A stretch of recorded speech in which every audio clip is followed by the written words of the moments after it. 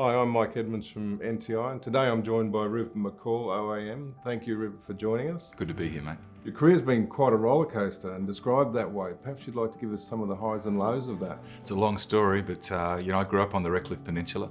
I was the son of a taxi driver. I was introduced to Banjo Patterson in grade 5 and it lit a spark in my heart. I wrote my first poem the next year. So when I finished school, I got a TE score, which allowed me the opportunity to study law at QUT.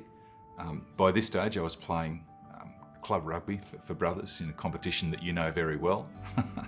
There were a lot of other distractions also, but I somehow passed my law degree. I got a job with a big law firm. I was admitted as a solicitor in the Supreme Court of Queensland. I got sent to our suburban office in Strathpine. It was an office with no windows where I practiced miscellaneous law, which was pretty much whatever walked through the door.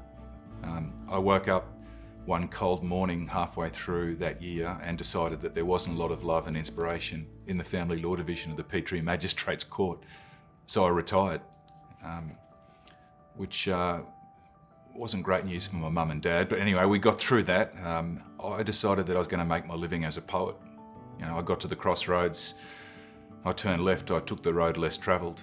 Since then I've performed at Anzac Cove in Gallipoli, Ground Zero in New York.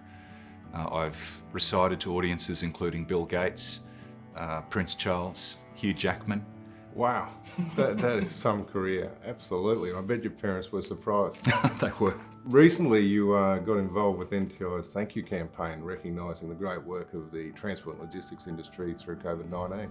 What inspired you to get involved with that? Our firefighters, our emergency workers, our health professionals on the front line and our truck drivers. I mean, to get things where they need to go, to keep the wheels turning, it doesn't happen by accident. Now, these people will not be shining in the spotlight. They won't have their names in the headlines in tomorrow's paper, but it doesn't happen without them, the truck drivers and others in the transport industry. That inspires me, and I think it's very worthy of paying tribute to. Yeah, it's quite important you do that. We've noticed there's been a change with the public's perception of the transport industry as frontline workers through this COVID-19.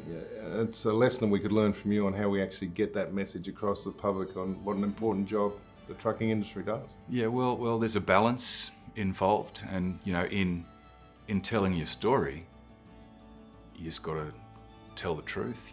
Like tell it how it is. Everyone's story out there, and the story of those around them, is worth telling.